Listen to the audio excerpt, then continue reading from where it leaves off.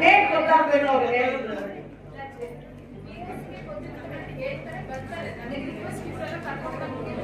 ನೀವು ನೀವು ನಿಮ್ದು ಅಲ್ಲ, ನಿಮ್ದು ಯೂಶುವಲಿ ಡೇಸ್ ಇಲ್ವಾ? ನೀವು ಇಲ್ಲಿ ಇರ್ಬೇಕು ಯಾವ ತರ ಡೇಸ್ ಇಲ್ವಾ ನಿಮ್ಗೆ?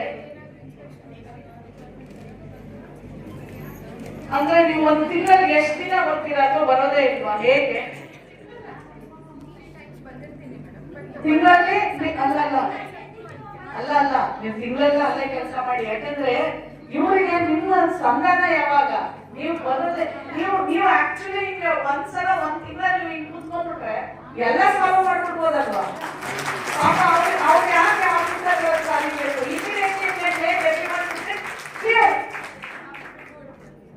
ಅಲ್ವಾ? ಯಾಕಂದ್ರೆ ನೀವು ಕನೆಕ್ಟ್ ಆಗ್ಲಿಲ್ಲ ಅಂದ್ರೆ ನಾನ್ ಯಾಕೆ ಬರ್ಬೇಕು? ನಾನ್ ಬರೋ ಅವಶ್ಯಕತೆನೇ ಇರ್ಲಿಲ್ಲ.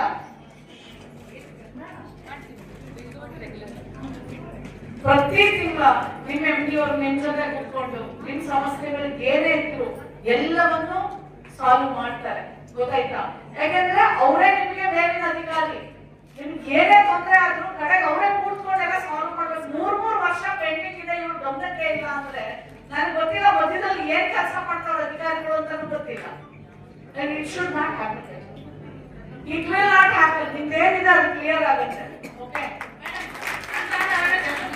ಬಂದು ಇವ್ರಿಗೆ ಮತ್ತೆ ಎಷ್ಟು ಬೇರೆ ತಿರುಗಾಡಿ ಹೋದ್ರೆ ನೀವು ತಗೋಬೇಕಾದ್ರೆ 2 ವೀಕ್ಸ್ ನೀವು ತಗೋಬೇಕಾದ್ರೆ 10 ಬೇರೆ ತಿರುಗಾಡಿ ನೋಡ್ತೀನಿ ನಾವು. ಅಷ್ಟು ನಾ ಧೈರ್ಯವಾಗಿ ಮಾತಾಡೋದ್ರಿ. ಪಾಪ ಮಾತಾಡೋದು ಮೇಡಮ್ ಏನ್ರಿ ಸಮಸ್ಯೆ ಪಾಲಿಸಿ ಮಾಡಿ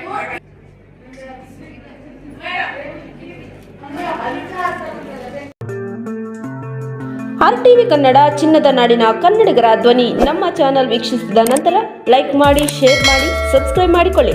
ರಾಯಚೂರು ಜಿಲ್ಲೆಯ ಪ್ರತಿನಿಧಿ ಶ್ರೀನಿವಾಸ್ ಮಧುಶ್ರೀ, ಹಟ್ಟಿ ಚಿನ್ನದ ಗಣಿ. ಧನ್ಯವಾದಗಳು.